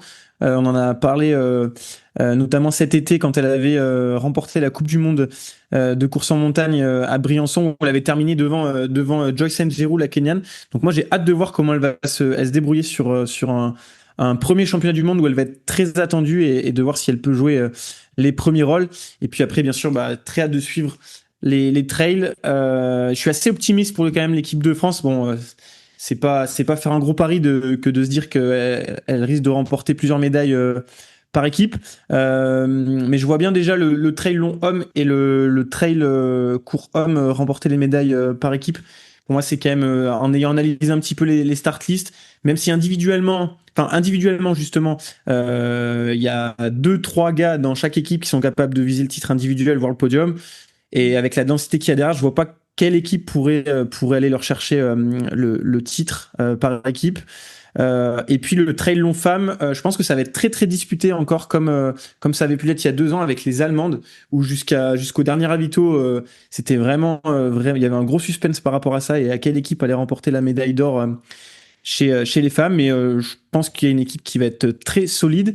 Et puis malheureusement le trail court femme qui a perdu l'une de ses plus grandes chances de médaille avec Cécile et on a aussi eu des infos que Clémentine est un petit peu un retour de blessure, donc voilà, elle est toujours incertaine d'ailleurs, donc c'est même pas encore sûr qu'elle participe aux mondiaux. Donc voilà, l'équipe de France de trail court femme est un petit peu diminuée, mais on espère que ça pourra quand même jouer devant pour aller faire au moins une médaille par équipe. On a fait le tour là-dessus les amis ? Ouais, tout à fait. Super. Et puis, aujourd'hui, on reçoit pas d'auditeurs ou d'auditrices, mais on a reçu 2-3 questions sur le canal que j'aimerais vous poser. On y a déjà un petit peu répondu, mais c'est Miliane qui nous a posé 2 questions que j'ai sélectionnées. Il nous a demandé est-ce que les mondiaux ont pris le pas sur l'OCC et la CCC, et puis est-ce qu'on est pour ou contre des championnats du monde d'ultra trail ? Ouais, je vais commencer. Je pense que on l'a souvent. Enfin, je sais pas si on l'a dit souvent dans le podcast, mais en tout cas, c'est un truc qui est revenu souvent dans les différentes conversations. Le timing des des courses UTMB et du championnat du monde cette année était quand même pas idéal. En 2027, ça sera un petit peu décalé encore d'une semaine, mais il y a des incertitudes sur la date de l'UTMB 2027. On glisse des petites infos au passage, puisqu'il y aura les championnats du monde de cyclisme en 2027 du côté de la Haute-Savoie durant la première semaine de septembre, ce qui veut dire qu'il faudra que l'UTMB se décale soit avant, soit après, en sachant que normalement début septembre le tunnel du Mont Blanc est fermé chaque année pour cause de travaux. Donc voilà, on verra ce que ça donne en 2027. Mais pour rester là-dessus, bah il y a la France, on en a parlé, qui avait interdit à ses coureurs de prendre le départ, et on l'a vu que la France était quand même relativement faible sur l'OCC notamment. Sur la CCC, c'était un peu mieux avec un ancien membre de l'équipe de France qui a fait un top 4, Arnaud Bonin. Je dirais que bah pour les autres, t'en as parlé, il y en a 9 de l'OCC qui sont au départ, des 9 des 10 premiers qui sont au départ, donc je pense que c'est plus ou moins les mêmes. Par contre, ce qui fait vraiment plaisir, c'est que le championnat du monde est en train de s'installer, parce que ça avait vraiment bien démarré en 2023, mais il y avait un peu le fait de se dire c'est une très bonne date, début juin et tout, et donc du coup on avait presque envie de se dire faut garder cette date, ça se sent très bien. Mais là, malgré voilà des calendriers qui peuvent être un peu trop proches et s'enchevêtrer, il y a quand même eu il y a quand même des super courses, en sachant qu'il faut pas oublier une chose aussi, c'est qu'il y a quand même un nombre limité d'athlètes par pays, donc forcément on peut pas avoir autant de coureurs sur des courses où il peut y avoir 15 Français, parce que bah là il y a des magnifiques équipes de France, mais on pourrait ajouter d'autres grands noms en équipe de France notamment. Donc voilà, ça va, je pense pas que ça ait pris le pas. Après on verra en termes de retombées médiatiques. Je pense qu'aujourd'hui la puissance quand même de frappe de l'UTMB, en plus de tout ce qu'on a évoqué au début du podcast, tout ce qu'il peut créer au niveau des algorithmes, je pense qu'aujourd'hui ça a pas le même impact, mais champion du monde, c'est champion du monde, et ça parle à n'importe qui dans n'importe quel sport. Et donc je pense qu'aujourd'hui quand même dans le trail, la plupart des athlètes ont envie d'être champion du monde quand ils en ont les capacités. Mathieu, un championnat du monde d'ultra trail, qu'est-ce que t'en dis? Ouais, c'est complexe, ou alors faudrait vraiment que ce soit un événement qui vienne de façon ponctuelle et pas chaque année ou chaque 2 ans, tu vois, tous les 3-4 ans. Mais bon, on a déjà un peu l'UTMB qui sert de championnat d'ultra trail, hein. C'est dur de rassembler tous les athlètes sur un même événement, et c'est vraiment l'ultra où une fois que tu l'as gagné, on peut pas te dire oui, mais là il y avait pas de niveau. Il y a déjà un peu l'UTMB qui sert le rôle de ça, et ajouter encore des courses dans le calendrier d'ultra, ça me semble un petit peu complexe. Et moi j'ai envie de dire aujourd'hui, est-ce qu'il y a vraiment des coureurs d'ultra trail qui sont parmi les meilleurs coureurs du monde d'ultra trail, capables de gagner notamment l'UTMB, qui ne seraient pas quand même performants sur le parcours qui est proposé à Caen France cette année s'ils le voulaient? J'ai tendance à me dire qu'un Tom Evans qui se préparait uniquement pour ça, et ça serait quand même un candidat à la médaille. Donc voilà, je pense ça reste des courses longues, voilà. Après, la question se poserait plus si un jour on a un championnat un peu plus roulant et un peu plus court, mais voilà, c'est compliqué, l'ultra trail, ouais. Je rejoins assez Mathieu, ça serait plus un format sur une Olympiade une fois tous les 4 ans, qui pourrait être proposé, mais voilà, est-ce que c'est... Oui, ou donner un statut. Est-ce que pourrait pas y avoir un accord avec une fédé internationale qui dit l'UTMB c'est le championnat du monde, et si vous Ouais. gagnez l'UTMB vous êtes champion du monde. Il y a aussi des choses peut-être à voir là-dessus. Après, on voit dans le triathlon, finalement, est-ce que ça cohabite pas bien aujourd'hui, la partie olympique qui est plutôt sur le triathlon courte distance entre guillemets, et puis les championnats du monde d'Ironman, chacun a trouvé sa place, ça a l'air plutôt bien fonctionner. Par contre, c'est sûr que le championnat du monde longue distance de triathlon qui est officiel, tout le monde s'en moque un peu, et les rares qui jouent le jeu, c'est par exemple en France des gens qui sont fonctionnaires et qui du coup ont un intérêt pour garder leur poste à aller faire ce genre de championnat. Mais c'est vrai que sinon c'est pas ultra joué, et que la course phare du longue distance en triathlon aujourd'hui c'est l'Ironman. Et peut-être que vu l'histoire du trail, la manière dont ça s'est structuré, les limites qu'on évoque souvent sur le fait que le monde du trail n'est pas toujours compris de la part des fédérations, je pense que c'est pour le moment ça me convient assez bien, tant qu'on est à ce qu'on j'ai évoqué juste avant, de garder quand même des calendriers séparés pour pas qu'un jour on ait un championnat du monde une semaine après les courses de l'UTMB, quoi. Parfait. On passe au reco Oui. pour terminer ce superbe épisode. Et une reco. Alors vous avez pas bossé, vous l'avez pas mis sur le document, mais bon. Il y a que Mathieu qui a bossé. Mathieu, du coup, Mathieu, t'as reco, s'il te plaît. Comme d'hab. Nico a commencé à parler un peu de triathlon, et ben j'enchaîne sur ce sujet-là. On a eu une masterclass des Norvégiens le week-end dernier au championnat du monde Ironman masculin à Nice, puisqu'ils ont fait 1, 2, 3, et je me dois de vous conseiller The Norwegian Method Podcast. C'est le podcast du trio norvégien magique Christian Blumenfeld, Gustav Iden et leur entraîneur Olaf Alexander Blue. Dans ce podcast, ils dévoilent régulièrement les dessous de leur prépa, leurs débriefs de course, des analyses et conseils du coach. Et dans un des derniers récents épisodes, Olaf expliquait comment ils avaient réussi à faire ingurgiter 300 grammes de glucides par heure au buffle Christian Blumenfeld lors de certains protocoles de tests sur vélo, mesurant même avec des isotopes marqués une oxydation de 200 grammes par heure de glucides exogènes, donc c'est lunaire. Et là, on a vu Casper Storn, qui n'est pas dans ce groupe d'entraînement, mais lui, il a publié des chiffres de 180 grammes par heure sur l'Ironman de Nice, donc c'est vraiment des chiffres qui semblent lunaires. Et là, ils ont déjà sorti leur débrief de course des championnats du monde. J'ai pas encore eu le temps de l'écouter, mais je pense que ça continue de regorger de petites pépites comme à leur habitude. Je l'ai écouté et c'est vraiment cool. Allez, on enchaîne. Moi, j'avais pas préparé de reco, mais en ce moment, c'est une reco qu'on a déjà fait, le podcast de Runwise. Mais en ce moment, il a sorti une excellente série d'entrevues avec différents acteurs pour les mondiaux d'athlètes. Avec notamment Sarah Madeleine, Bastien Perrault, son entraîneur. J'ai vu qu'il y avait aussi François Chiron, l'entraîneur actuel de Jimmy Gressier, et puis Nicolas-Marie Daru. Donc voilà, c'est vraiment des pépites. C'est vraiment bien. Alors, je regrette un petit peu, il sort toujours sur sa chaîne YouTube en premier, donc on peut pas trop les écouter en allant courir sur les premiers. Donc si jamais il nous écoute, hâte qu'il les sorte en podcast. Mais voilà, et puis il en avait fait un autre pour je pense prévu pour les ultra trailers, puisqu'il nous avait fait une masterclass avec Anaël Aubry, qui était déjà passé et puis qui est revenu pour refaire un podcast de 3h20, je crois.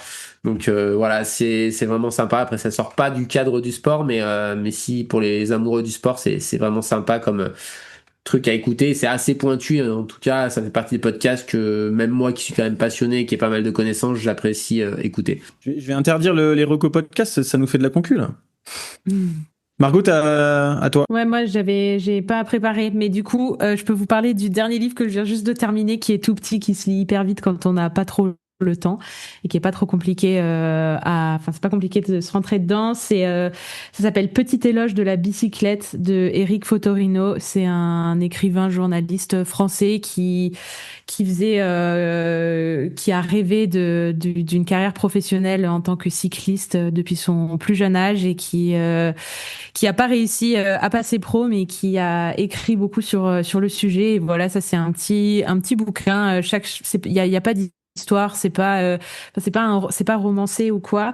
Chaque chapitre est indépendant, donc c'est des petites anecdotes sur le Tour de France, beaucoup sur le Tour de France, sur ce que ça représente culturellement pour la France. Il y a des insides parce il était présent sur beaucoup d'éditions.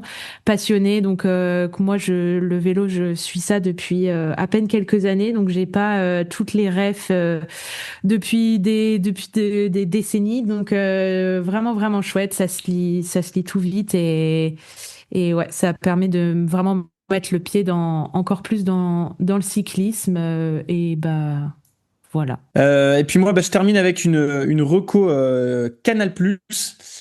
Nico nous avait fait une reco l'équipe. Je crois qu'il vous avait pas envoyé ses codes, mais n'hésitez pas à redemander si vous en avez besoin. Moi, malheureusement, je pourrais pas vous envoyer mes codes Canal. Je les ai déjà trop donnés. Mais j'en ai aussi, si vous voulez. Non, c'est l'émission Au Micro sur Canal. C'est une émission qui donne la chance à monsieur et madame tout le monde de devenir le ou la future commentatrice de foot chez Canal+. C'est super bien tourné, super bien produit. Il y a 2 saisons. C'est tourné un peu comme une mini-série, et on suit un petit peu toutes les épreuves que vont vivre les candidats. Et en tant que grand fan de journalisme et de commentaring, non, et de, pas comme on dit, mais en gros de gens qui commentent, on va dire. Et ben j'adore regarder cette émission. Donc voilà, même si vous n'êtes pas des grands fans de foot, ça peut être super intéressant de voir par quelles épreuves passent les candidats. Donc voilà, au micro sur Canal+.